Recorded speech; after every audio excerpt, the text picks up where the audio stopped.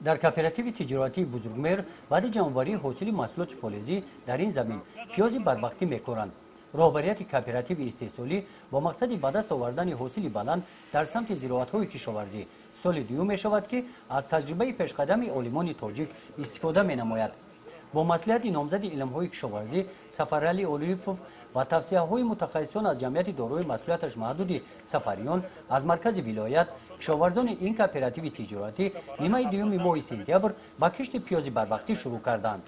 дар ҳамин қидае ки ҳоло мо истодаем 6 гектар заминро ташкил мекунад. мо ҳосили якум тарбуз ва ҷоримакка гирифтем ки ҳосилаш беҳтар ва беҳтар буд. имрӯз мо дар ин бо даъвати кооперативи тиҷоратии бузургмер дар ноҳияи восеъ қарор дорем.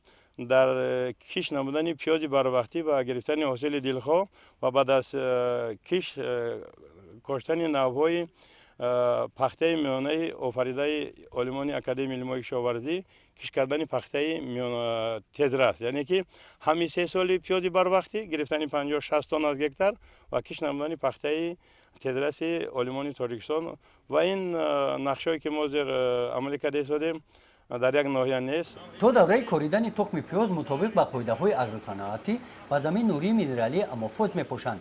аз рӯи гуфти мутахассисон дар 1 гектар истифодаи 300 килограмм аммофоз кифоя аст. бо маслиҳати олимон ва ҷалби мутахассисон аз шаҳри Турсунзода тухми пиёзро маротибаи аввал бо тухми пошаки дастӣ мекоранд. ин тухми пошакро ҳунармандони маҳаллӣ сохтаанд. тавре ки мебинед тухми пошак оддӣ менамояд, вазнаш сабук аст, бо дучархи велосипед ва қуттӣ барои пошидани тухмӣ сохта шудааст. тарзи истифодааш ҳам мушкил нест.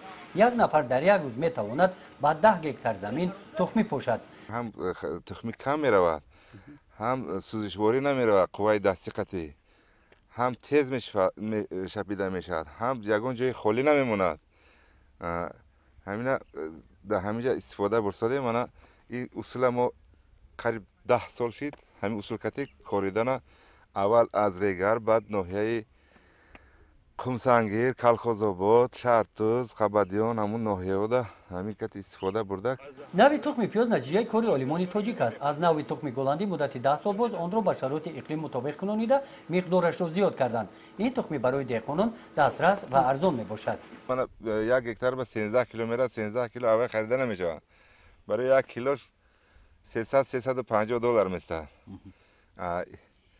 мана дар инҷа истеҳсол шудаги ино 200 сум, 250 сум, 230 сум манам хел нарх кати монда ба хел ба 100 агар 1 килои вайда 1 килои тухми голландӣ пачкагида 1 гектарда 13 кило харида шапида мумкин аст. баъди коридани тухми пиёз хаткашии замин шурӯъ мегардад. тавассути ҳалқаҳои занҷир аз қафои трактор тухми пиёз таги хок мемонад. баъди иҷрои ин корҳо кишоварзон ба об мондани замин шурӯъ карданд. мутахассисон аз ҷамъияти дорои масъулияташ маҳдуди Сафариён дар ҳамаи коркарди замин иштирок намуда то ҷамъовари ҳосил ҳамроҳи деҳқонон ҳастанд. ҷамъияти мо омода аст ки ба тамоми кишоварзони вилояти Хатилон ҷумҳурии Тоҷикистон оиди пайваст намудани илм бо истеҳсолот, ҷалби олим аз интихоби замин, интихоби нави минтақабоб, тухмии хушсифат, коркард аз киш то ҷамъоварӣ олим муаллифи нав ҳамроҳи деҳқон аст, ҳамкорӣ мекунад. ин яке аз омилҳои ҳам ҳосили баланди хушсифат ва кафолати 100% барои деҳқон ки ҳосили хуби зироатҳои кишоварзӣ гирифта метавонад ва асос ки бозорро мо ғанӣ мегардонем. ва боз аз ҳама масъалаи муҳим ин албатта тайёр кардани мутахассисҳои ҷавон.